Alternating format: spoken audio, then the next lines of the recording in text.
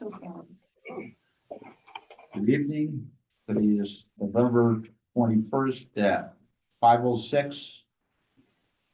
Fair Rent Commission hearing, But it's not a hearing.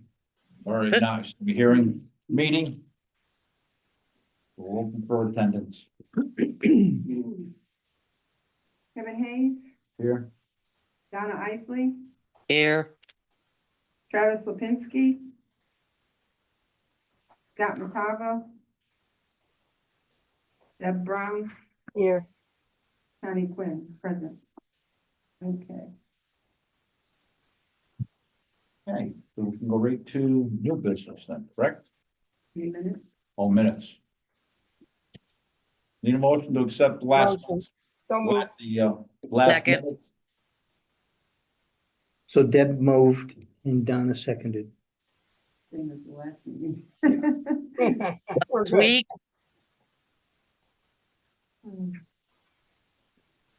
I thought the minutes were great, so. Yeah, they were nice, or right to the point. I liked it. Last 3. Take a vote. Yeah. All right, now we can go right to new business. Right? Did you take a vote? Yeah, all in favor? Aye. Bye. All opposed?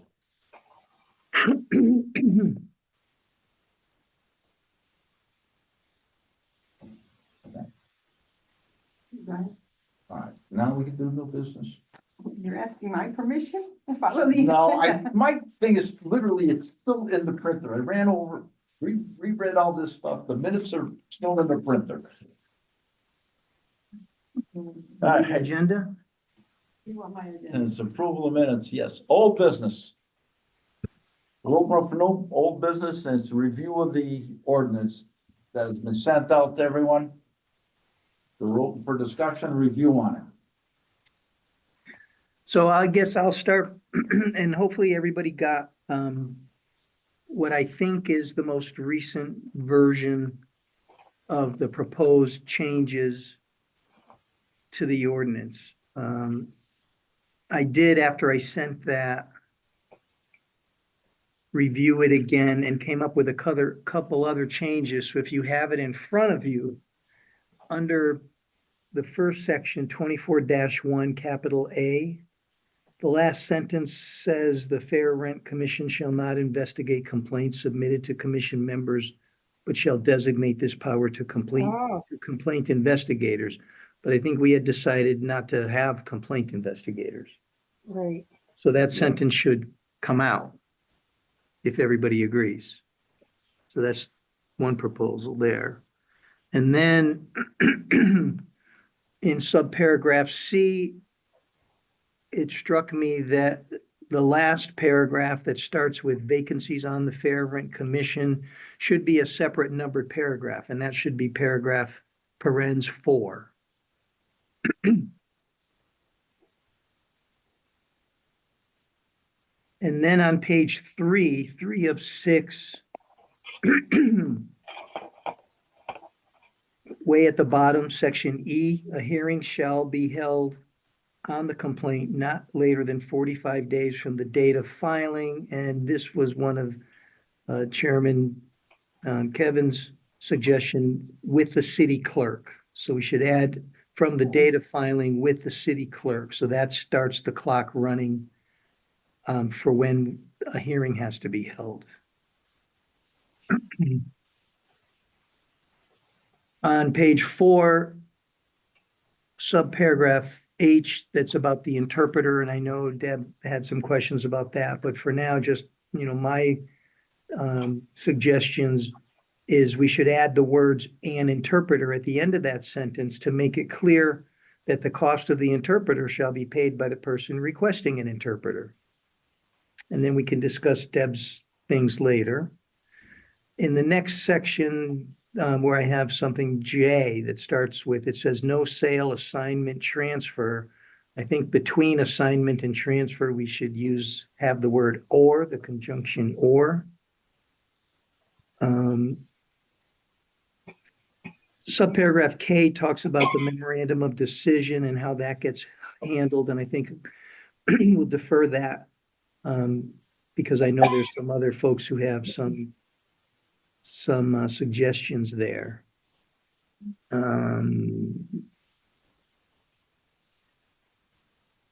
On page 5, under section 24.4, that's the holding the rent in escrow.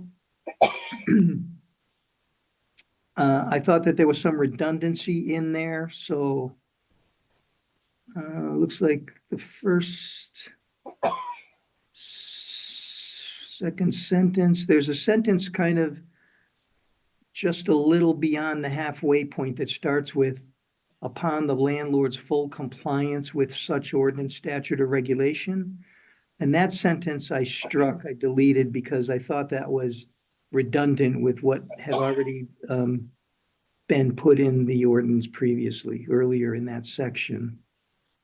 Well, in that section also, I was looking at this one, there's no measure of when the repairs are done.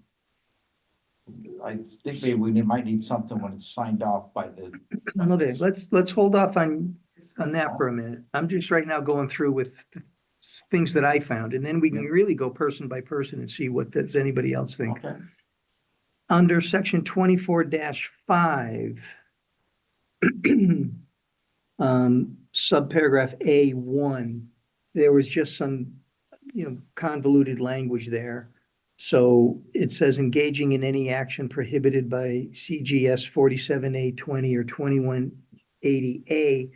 And I'm suggesting deleting the next phrase that says within 6 months after an event listed in such statutes, including but not limited to. And I think we need to delete that and just have it say within 6 months after the tenant files a complaint with the commission, because that's really what I think the intent is. So they file the complaint, and if at any time within 6 months after the complaint, the landlord takes any of those actions that are deemed to be retaliatory, the tenant can complain about that.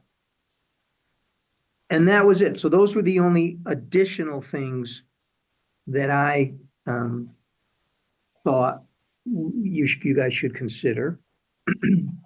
So if you agree with all of that, I guess you could all just say, okay, we agree with all that. And then we can go to what other people have questions or concerns about.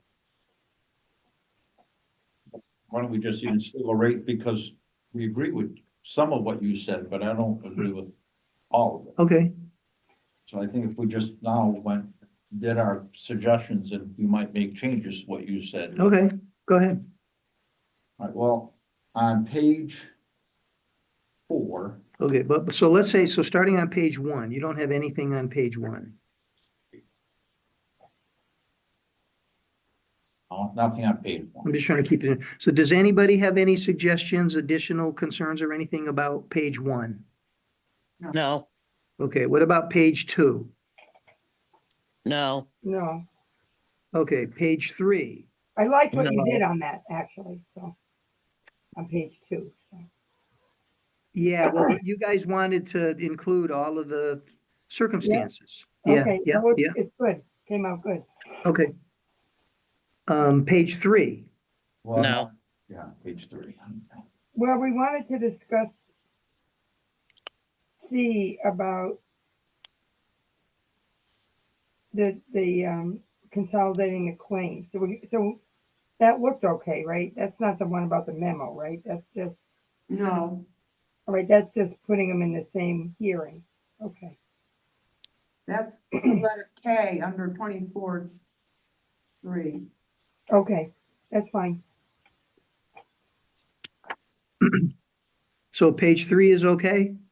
Yes, yes, Okay, No, on page 3, it says, upon filing of a complaint, the commission. where are you in? On page 3, Well, what's? Section A. Okay, the first and second sentence. Complaints shall be filed at the office of the city clerk on a form adopted by the commission. Upon the filing of a complaint, the commission shall promptly notify the parties. What about maybe, or the designated person, designee? Well, I've been doing that. I know that, but this says the commission shall notify. Well, I think it makes sense that you say your secretary's gonna do it. Okay, but, all right, or, It wouldn't be the city clerk's Right, responsibility but to it should do be that. specified that the secretary of the commission. or designated person. Because like right now, you're the designated person right now. Well, I Designate. mean, technically, I'm the staff person assigned Yeah. to work with the Fair Rent Commission. So when it says the commission, I mean, if you want to specify that the secretary should, then go ahead and specify that. You can Well, I do don't know that, I don't think we should, because maybe then someone else will have to do it, and then we'll have to say, well, it doesn't say it in the ordinance. Whoever we decide, I mean, probably will be Connie, but, you know, if she's away and she wants somebody else to do it, then we don't have to go. Okay, well, that's why I was thinking, not as specific as a secretary, but as a designate. Somebody we designate as to do it. All right. Oh, you could, I mean, the person designated by the commission shall promptly notify all parties. That way it leaves it open and the commission can determine month Yeah, to month or complaint to complaint. Who's the Yeah. designated You know, I person. think the way, when I look at things like this, from other boards and commissions and things, and I'm thinking of like the Fair Rent, the Freedom of Information Commission, the Commission on Human Rights and Opportunities, those statutes, and whatever regulations they use do just say something like the commission. But part of it is because, you know, they have paid staff. Mhm. And so I think typically when those notices go out, they're prepared by some staff members and they might be signed by like the commissioner. So it could be they're signed by Kevin or whoever the chair is at the time. Mhm. So I think there's a distinction between who physically prepares the document. I don't think you need to specify that. Yeah, I don't think so. okay. And I think, yes, just saying that it's by the commission, then it could be either the secretary or the chairman. Typically, that's what it would be. Those are like the people on the commission who would sign things on behalf of the commission. But I don't think the ordinance needs to be that specific. Okay. So when would I start doing that? When this goes into effect? 'Cause Whenever can you do it. want. Well, you know, again, I'm happy to chug along the way we've been chugging along. I would tell you that probably the only definite drop dead date is next December when I don't work here anymore. And what happens then, I don't know. But if you wanted to take on that responsibility now, I think I would want to clean things up a little bit. Mhm. As far as the stuff that, and we can talk about it as it goes along in here. Because, you know, this does talk about giving them notice of the hearing. And I've really been doing that just all in that one letter. We get that first letter. So that could use a little work. I'm fine with But I letting think you it's do up it. to you. Yeah, Yeah. I No, I'm mean, fine with letting you do it for now until we get it. We could cover that then in December, next Right. December. yeah, because I think at this point, I'll just keep doing it. And when I kind of fine tune it, when I get around to that, hopefully it'll be almost like a plug and play format where you just fill in the blanks. Yeah. Okay, anything else on page 3 then? No, Okay. So page 4, did you have anything, Kevin, before paragraph H? Because I know Deb, you sent an email about the interpreter. Well, yeah, I do, on the top line, and that's referring to the decision must be ratified or rejected by the next meeting of the Fair Rent Commission in accordance with procedures. Well, Where are you? page 4, No, no, section and the letter, very first letter. section and letter. I don't have the same one. No, I don't have that. Yeah, what's Yeah. the This That's is the old like- one? what's the section in the letter? Subsection 24-3, Yeah, in the letter. HAJKL. No, We're K. not there yet. Okay, It's on We're K. not there. We're not up there. to eight. we're on H, right? Oh. H deals with the interpreter. Right. I see that in page. All right. So, yeah, again, I'll just add at the end of that sentence, an interpreter stating that the person who requests the interpreter has to pay for it. So Deb, one of your questions was, can somebody bring their own interpreter? And typically, you don't like doing that because you have no way of knowing whether that interpreter is accurately interpreting or whether they're, just not being accurate and because they're the party's interpreter. So you always want an independent interpreter. We've been fortunate not having to have to deal with that yet, but there's an online service that it's actually a telephone service that you can call, and the probate court has used that more than once, and I think some other departments in the city. Yeah, I've used it myself. Yeah, so you just call this number and it's like instantaneously you get an interpreter, and it's reasonably priced, but again, the person who requests the interpreter pays for it, doesn't come out of Right, our but if budget. you have someone who is really not making it and doesn't want a, $50 or $100 increase a month, how they, I don't know if they can pay for it. So that was my question, my concern. Yeah, but again, I think the risk when somebody somebody comes in, it's a parent who doesn't speak English, but their daughter does. And they bring their daughter who's in high school and they say, my daughter's going to interpret for me.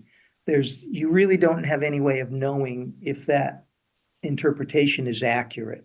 And the Mhm. interpreters that you get through that phone service are specially trained. Because one thing I'll tell you, in my experience in the probate court, we have a Spanish speaking clerk in the probate court, and we, on many occasions, would use her. But a trained interpreter just repeats what is said word for word. So just like that, if there was an interpreter here interpreting me, they would say exactly what I said.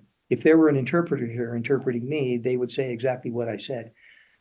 Judy in the probate court sometimes would say, well, he says this, he says da da da da da. It's like, no, you don't.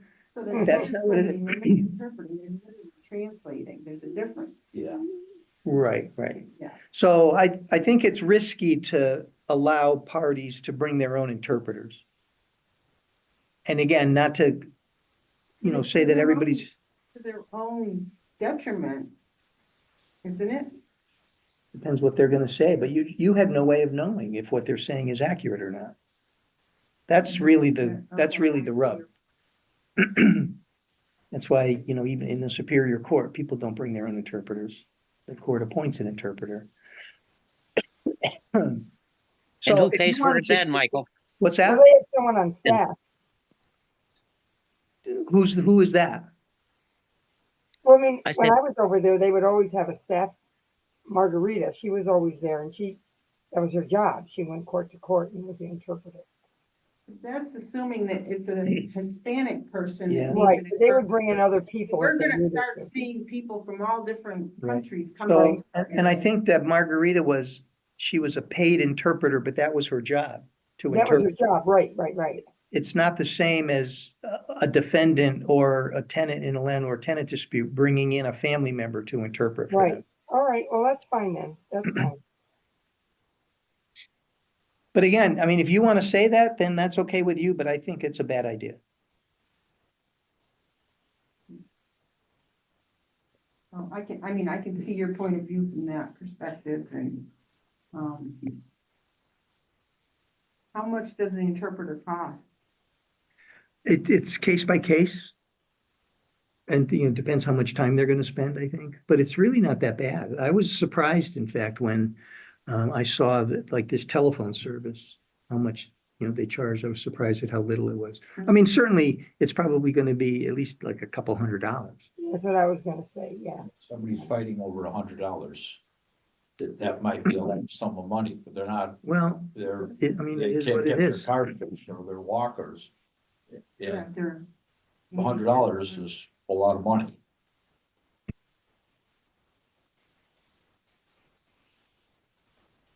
Well, let's mull on it. Well, can we get more information on that service? Like, what does the city really pay for that? Is the Well, the city, city doesn't pay for it. was it a membership fee? Who's- No. I mean, No. I could ask the probate court because they use that service. And Deb, you've said you've used that I service. did once, but I have no idea where. It's where just my a phone information number. or what There's no file, but- membership. And There's no annual fee. It's a phone number for this service. You just call them up. You And call 'em- I think I had to set up the time and tell them I was gonna call a certain time, and then I don't even know what language we were using. I think it yeah, might have been Chinese, or it was another. they do all kinds of languages, yeah. Yeah, yeah. Same thing, if it's gonna say a tenant again, it's, what if they don't have credit card?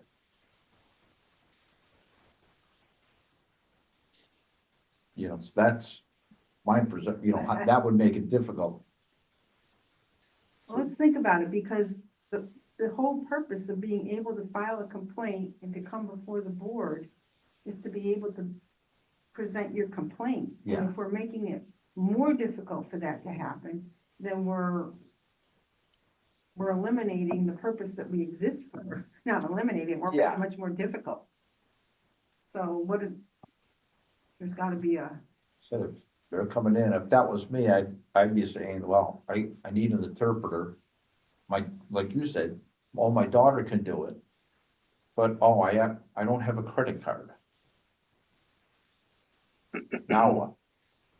And it's gonna be $200 on your credit card.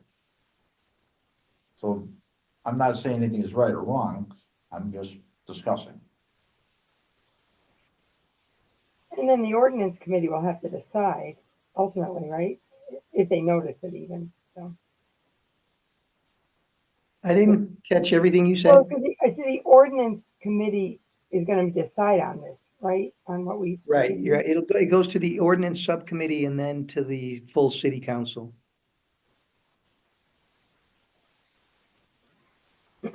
Or if we don't say anything, then we can decide if we want to let them have an interpreter. We don't have to say anything either way, right? Because again, what if somebody comes in that's hearing impaired? So now what? That comes under the Americans with Disabilities Act. You have to give them an interpreter. Yeah, right. Yeah.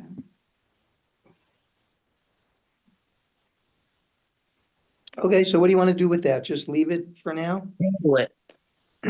Table it? Yep. Okay, think on some ideas and Yeah. And then we'll find out how much it was costing. So. A lot of these people aren't gonna be able to afford $100 or $200. Right. Yeah. I mean, if there was some kind of funding,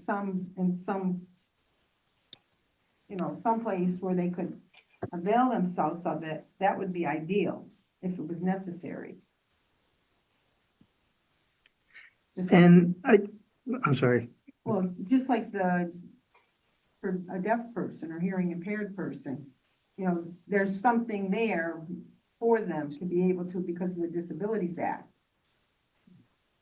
And they're not paying for it, it's made possible Yeah. for them. yeah. I like Deb's idea, and even though she didn't voice it this way, I think Deb's idea is maybe when we bring it up for discussion at the ordinance subcommittee, I report to them that you guys had concerns about people who might need an interpreter but could not afford one, and even more concerns about perhaps someone who needed a sign language person to be there, and who's going to pay for it. And we can dump it in the lap of the ordinance subcommittee and have them talk about it. Sure. Even on the sign language, it does, based on what you're saying, you get on the telephone to do the same thing. You speak into it and they have a screen in front of them. And well, you talk on the phone and that person either signs it to the other person or would type it. So it's a at the moment translation. Well, no, but it's very time consuming. Well, of I course. had to do it because you have to wait a long time for it to get interpreted, and they do it, and then it's got interpreted back. I don't know. I did it, and I was Yeah, but I'm just saying that's the same time, I would. Right, assume that's the another way same to type do of it. Service. right. Okay. All Yeah, right, well, that sounds so we're good. gonna pass on that. I think what I would say is I can present to the ordinance subcommittee the language as it is, including saying that the cost shall be paid by the person requesting the interpreter, but make it clear to them that there was really not consensus about that, and there needs to be some workable solution Okay, and let them talk about it. Yeah. And maybe one of you guys could come to that meeting and talk to them, okay. whenever that's gonna happen. All right. Okay, Somebody who speaks nicely. I don't want me there.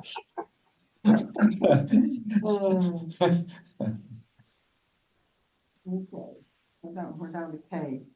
I'd be madder than happy to be done, but, I'll be muzzled.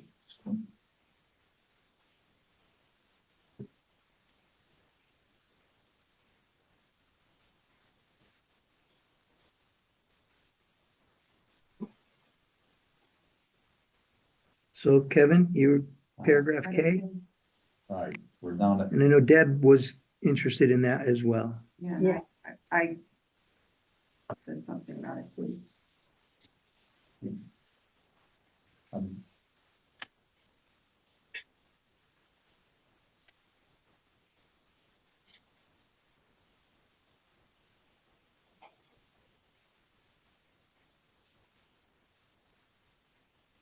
Do you want me to say what I was concerned about? Or is somebody else saying it? It's hard when you're not in the room. I printed out your email Okay, and you said, it says the memo must be ratified at a meeting, but we have been ratifying it by email. Can that be changed in the ordinance? I think, what I'd say is probably, yeah, I was thinking in terms of the Freedom of Information Act, and so the meetings and the deliberations have to be public, so, would that, a very short meeting to ratify a written decision, should that be public? I'm almost thinking, yeah, probably should. But it could be something you could just do exclusively by Zoom. Doesn't have to be an Okay. in-person thing. I think it should be public because everything else has been public. Yeah, because it would never work because our meetings are always 30 days apart about, so. right. And that's why I think we could just have it set up as a Zoom-only meeting and that would be the only thing on the agenda for purposes of ratifying the decision. That would be it. So we could do that. So I could include language to that effect. okay, what line, are you, I printed this off, just get her. So it's The subsection, decision must be ratified or rejected at the next meeting. Okay, That's the sentence. that can you we give me a definition of what that means, ratified or rejected? so yeah, you've made a decision, but it's not in writing. So you guys deliberated and talked about it and you made a decision. And then somebody it's been Connie, writes a written decision. It may be that somebody says, oh, well, wait a minute, that really doesn't reflect exactly what we said. So I don't really like that part of the decision. So they're going to reject it. Ratifying means essentially adopting it as the decision, formally adopting it as the decision of the commission. Okay, Mike, the reason I have that question is we're sending out our decision in 21 days Mhm. and our meeting is after that. So how do we, That's the point. how do we ratify this and send it back to the landlord? Well, we by have Zoom. By meetings. Zoom, By we'll Zoom. have a meeting and that's the only thing on the agenda. Right, so I'll include language that says that the meeting, you could schedule another meeting if you want. There's no reason why you couldn't schedule another meeting, in-person meeting. But I think because you're not taking testimony or anything, you're just discussing, we could say it's gonna be Zoom only. Would that open it up to the landlord disputing it? No, No, No, no. no, it's just a decision. They're gonna get it after. They won't have seen it. They won't see the decision. I mean, they won't see the memo. So if I understand correctly, it's the decision is written up and it's presented to the commission as to whether or not it's accurate and it conveys accurately what was said in the meeting, in the hearing, Mhm. and whether or not we agree with it. Correct, but the next meeting might not be for a month. Right, that's why we're talking So- about doing it by Zoom. So there's two things, Kevin. You don't have to wait till the next month. You could schedule a meeting for the So- sole purpose of ratifying or rejecting the Yeah, decision. I'm just trying to. And if you don't want to have an in-person meeting, you could do it by Zoom. I'm just trying to think of some way to avoid that because it just adds another meeting. How are you going to do that? I The don't know. only way to ratify it That's why- online, and we can't do that. I don't have the answer, but that's why I'm bringing it up for discussion. It's a thought of trying to eliminate. I Another don't meeting. see, I don't see any way that we can avoid that, because it's going to take time Okay. for whomever, Deb or myself, to write up the decision. Yeah. And then present it to the commission. And it doesn't say the decision must be ratified or rejected at the next regularly scheduled meeting. It just says Right. the next meeting. So you can Okay. schedule a meeting anytime you want. All right, like I said, I just brought it really for discussion. I didn't have an answer or anything else. Yeah, I think you have a lot of Okay. flexibility there. So it could be after the hearing, you've made the decision. Hopefully, the decision is written soon enough to give you enough time to meet before the Yeah. 21 days. And again, it could be, you send out an email to say, I'm scheduling a meeting for this date for the sole purpose of ratifying or rejecting the written decision. And if the Do decision we is, have one in December or no? A hearing? It's up to you. Oh, we don't have any hearings right now. We don't have any complaints. Okay, all right. Yay. Well, that December's such a busy month, otherwise it's easier. The other month. Yeah, well, at this point, there's no complaints before us that need to be heard. well, I'll just do what I've done in the past when we didn't have a meeting, and I'll just do an agenda saying that there's no meeting Yeah, and send that out.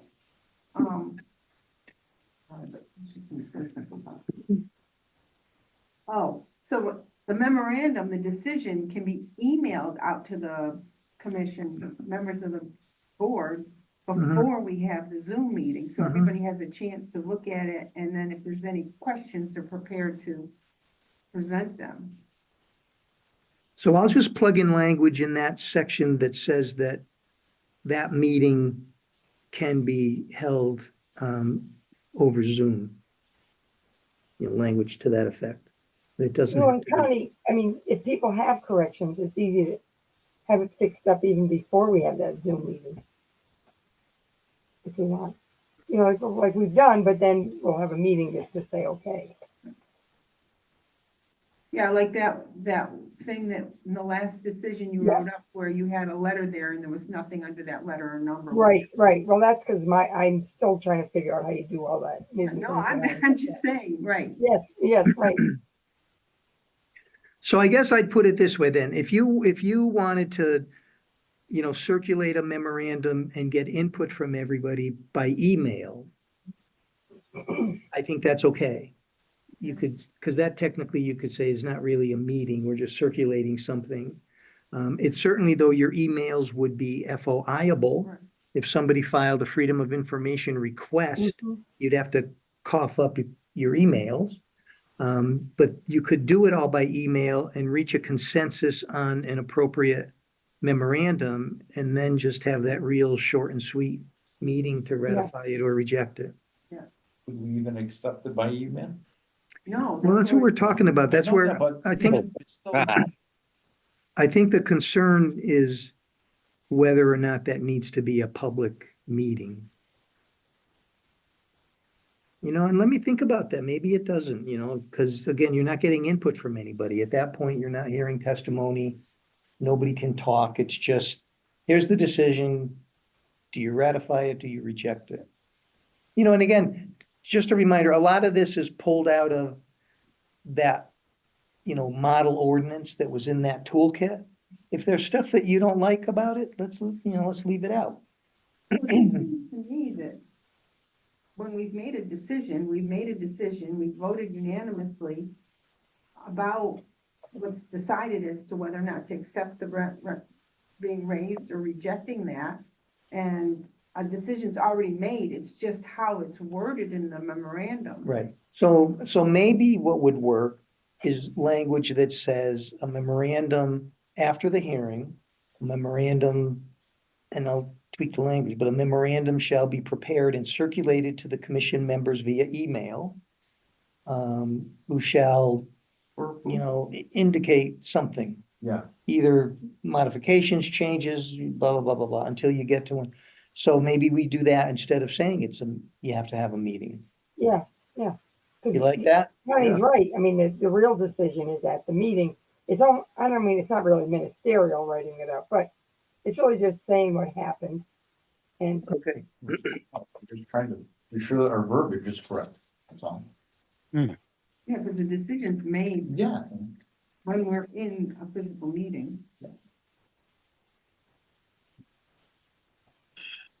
okay, so I'll change that then. And get rid of the meeting requirement. Say it's not gonna be a meeting, that a decision can be circulated by email for input from each commission member. I'll think of something else to put in there, until it's finalized by Well, the something. decision's already been made. It's not the decision that's being It's the ratified. memorandum. Yeah, it's really what's written up about the decision. But the Right. decision was already made at the last meeting. Mhm. And Deb, the other thing that when you did the last one, you put something in there because you didn't have the exhibits in front of you that was not for both Bloom parties. It was only for one of them. And that's what I had brought to your attention. right, and I changed that, right, which is Correct. fine. That's good. That was very good. Yep. I never mind anyone editing what I've done. It's great. Okay, so I'll take another stab at that, work at that. Okay, but with the idea being that you would rather not have to have any kind of a meeting, an in-person meeting or a Zoom meeting. You'd rather be able to just circulate a proposed decision for input from the commissioners that ultimately will be signed by the chair, Correct. right? Yeah, But isn't that's what I've it, been signing them. but it's not a proposed decision. The decision's It's, been made. right. It's the memorandum of the decision. It's a memorandum of decision. Right, so I'm just Yeah. mixing up my words. So it's the memorandum will be circulated. Okay, And then there was something else about the memorandum that was added about if there were two parties. Well, you had a comment. You had a question about that. Connie. Right, but you had suggested, there was something, where is that? I thought it was in K. It's about more than one land, tenant.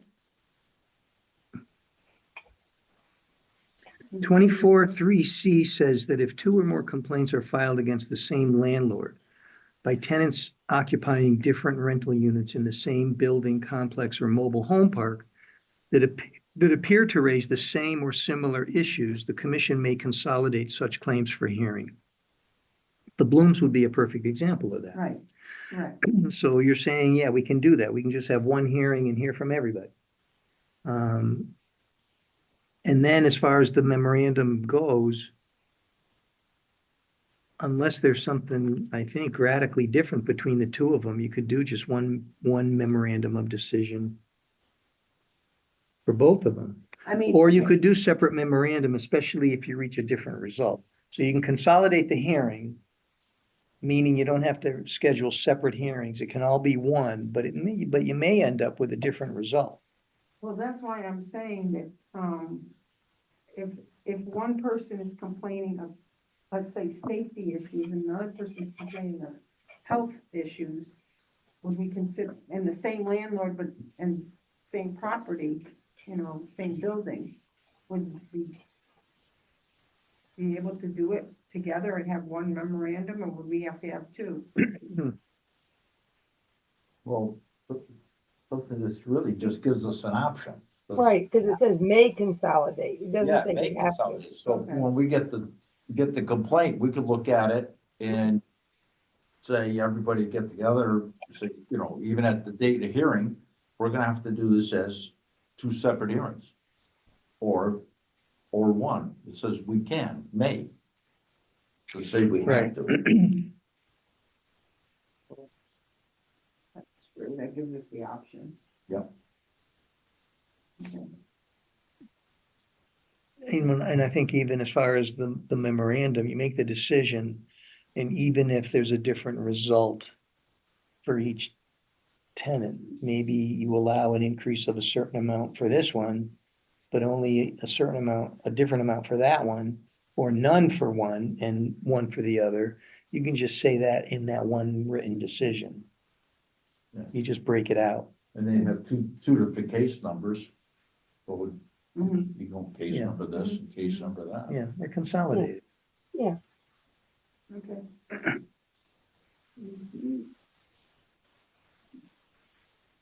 All right, anything else then on page 4? I'm in 24, well, it might be a different page than you. 24-4, holding rents and escrow. Right, It says about releasing the money. There's no specific line in there anywhere, but it says when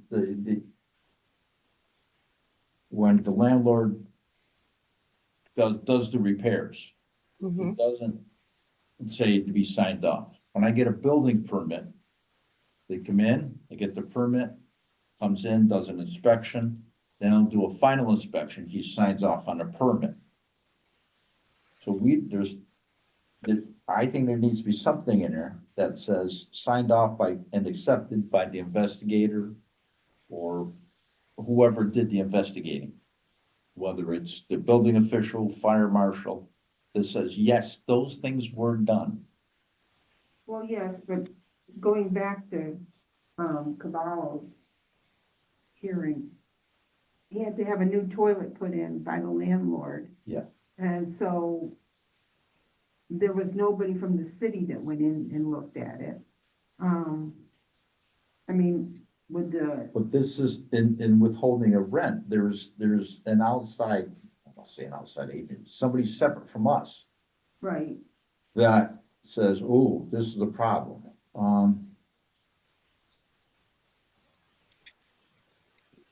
Rent statements. well, it says after notice and hearing, then we decide that the money would be distributed, the very last sentences. Do we have to have a hearing on it? Does that mean that we would then have a hearing on it? yeah. Well, here's the thing, if you look, and I don't have a history of why we change things, but initially the first sentence talked about holding rents in escrow only upon the recommendation of the building official with a report.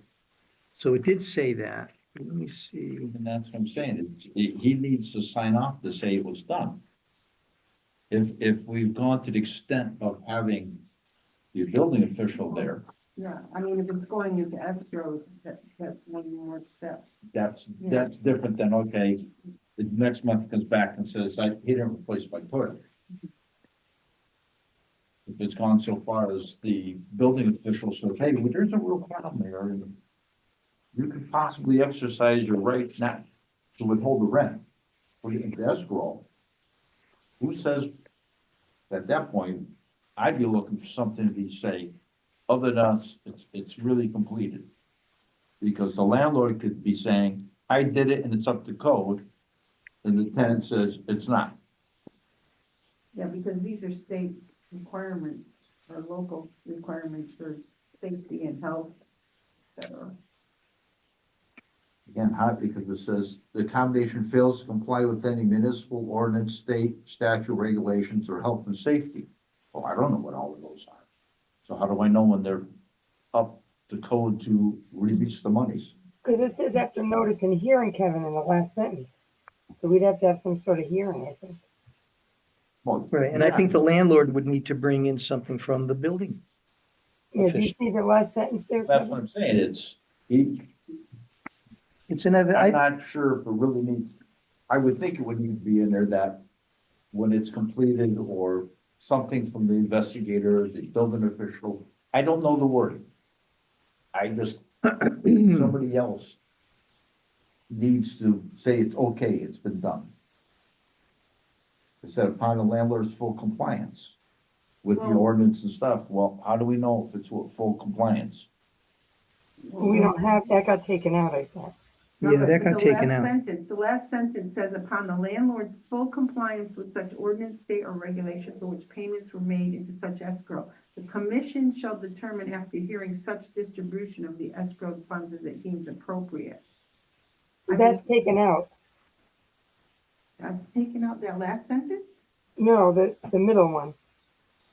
No, I just read one sentence and it's the very last sentence. And- No, there's more, that's not right. a whole other paragraph. So if you're looking at page 5 of 6, is that what you're looking at? I kept the one, I thought I went through it, that you gave out on the 3rd of. No, So September. I think we're all looking at the one I emailed after the last Let me pull meeting. that up. I thought I- And that was one that I just said at the beginning that under 24.4, I was suggesting deleting that sentence. Okay. And it was more about halfway down, right? Is that what you're looking at, Deb? yeah. I'm looking at what you just gave us, Right. the last thing you emailed. Right, and that sentence reads just what you said. It says, upon the landlord's full compliance with such ordinance, statute, or regulation for which payments were made into such escrow, the commission shall determine after hearing such distribution of the escrowed funds as it deems appropriate. And what I said was I was proposing getting rid of that sentence because I thought it was redundant. Oh, okay, so should it be us if we're not the ones doing the investigation and know the points? Or should it be the person, So should be presented to the person that? I think the way this works is you make the determination whether the place fails to comply with a municipal ordinance or state statute or regulation. But you do that relying on the evidence that the people introduce. And so the tenant technically is responsible for proving their case. So if they thought that there's something here in my apartment that doesn't meet the building code, for example, it's up to them to get something from the building department to say that. And that happens a lot. People, like actually the woman that we told, she did. She went to the building department and filed a complaint. Oh, she Because I get did. those. She did. That day. Good. She went right upstairs. So what happens internally in City Hall is several departments, and I'm one of them, get an email from the building department that says, we issued this letter of a complaint and we're going to investigate it. So the building department does investigate those things. So I think it's the tenant, if the tenant is alleging those things, they file their complaint with the building department, or we could refer it to the building department. The building department sends people out to take a look and they would prepare a report. Is there a violation or isn't there? And it's that piece of evidence that we would rely on. It's not just the tenant saying it. They'd have to introduce evidence that would support a finding by you that the place doesn't comply. And by the same token, when it's time to distribute it, if the landlord is saying, I did it, it complies now, you have the burden of proving that. We're not taking your word for it. You have the burden of bringing in evidence to prove that Mhm. from the building department, a permit that's signed off on or something else. That's the way I think it's intended to work. Sometimes some people don't have enough information or don't know how to go about it. We're gonna use that, It's always a sure, just- problem with pro se people and, Yeah. you know, but we're gonna use the last one, like what you just said. You said, well, here's what you need to do, go to the building department. Oh, okay. Now, one side could be easily saying, well, why didn't you know that? And the other side, well, we did tell you, and who's, some of these people are, you know, they don't know what the resources available as the building department, health department. right. So if they come to a hearing and they're making an allegation, I mean, yeah, I know with pro se people, it's always difficult, but the ordinance, it is what it is. And you can't spoon feed people. No, but that's what I So- was saying, if we're looking at escrow account, and there's already a formal Right, complaint. so I think the way it works is when they come in for whatever hearing, so the initial finding that it doesn't comply, which is the tenant's burden, if you're at a hearing and they've made an allegation like that and they don't have evidence that you think is sufficient, you could adjourn the hearing, continue it, and let them know that. Say, look, your evidence is insufficient. Here's some suggestions about what you should do. Did you have the building inspector come take a look? Has the building official been there? Has the fire marshal been there if you're saying that the exits are improper for egress and Yeah. egress? Has torn right, but you don't want to plug all of that stuff into Okay. the ordinance. All right. So I think you have room when people come in who don't know what they should or shouldn't do, you can just say to them, look, in order for us to make a finding like that, you need some more evidence than just your say-so. Okay, You need something all official. right. Good.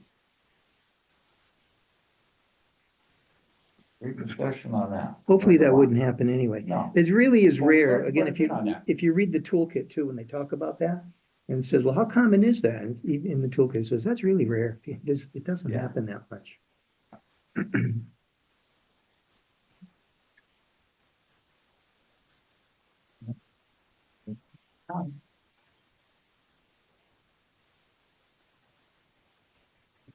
Okay,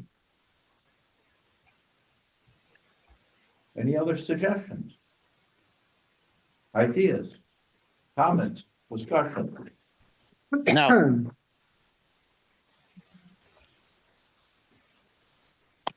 all right, so I'll put together another version with the notes that we just, with notes of what we just discussed.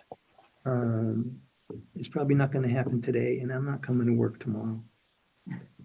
Good for you. Next week is Thanksgiving. I should be able to get to it before the Thanksgiving break, but I wouldn't expect people to reply to it right then, but kind of toss it around. And I think the email thing is an appropriate way to talk about it at this point. I don't think we need to have any kind of an official meeting open to the public. Again, all the emails ultimately would be FOIable if anybody asked.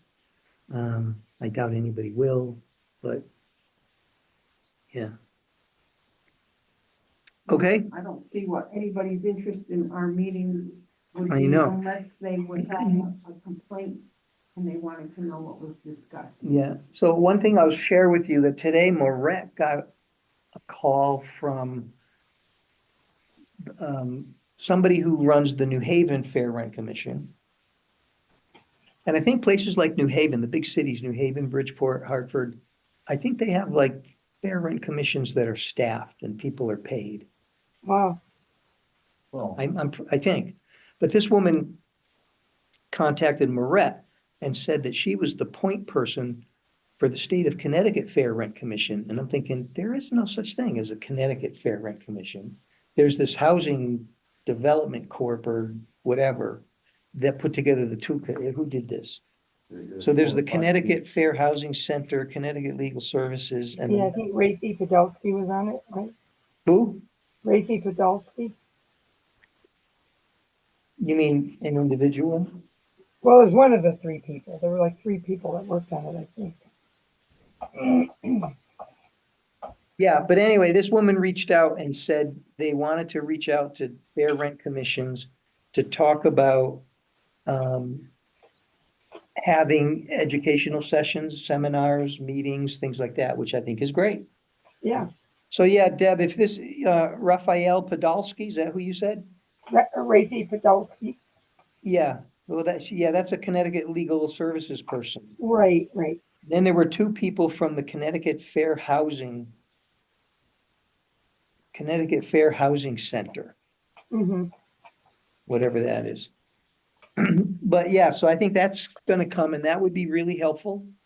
Oh, sure, yeah. I think there are a lot of fledgling fair rent commissions. There are some that have been around a long time, mostly in the big cities. But it wasn't really until the statute was amended to say any town with a population over 25,000 had to have one. That there's more now that are in the same boat that we are, trying to figure it out. So I will, invite them. What she was asking for is, who's the point person here that they should reach out to? And I volunteered. I said, me, have her reach out to me about organizing or setting a meeting or something, and then I'll pass it all on to you guys. that's perfect, because whoever's Great. calling will be calling during business hours. More than likely, so. Right. Perfect, thank Yeah. you. Okay, New business. Motion to adjourn. So moved. So moved. All Second, right, second. I'll do second. discussion, second. Happy All in Thanksgiving. favor? All same in to favor? you. Aye. Aye. Bye. Happy Thanksgiving, everyone. You too. Hang on just a minute. I gotta tell it to stop recording.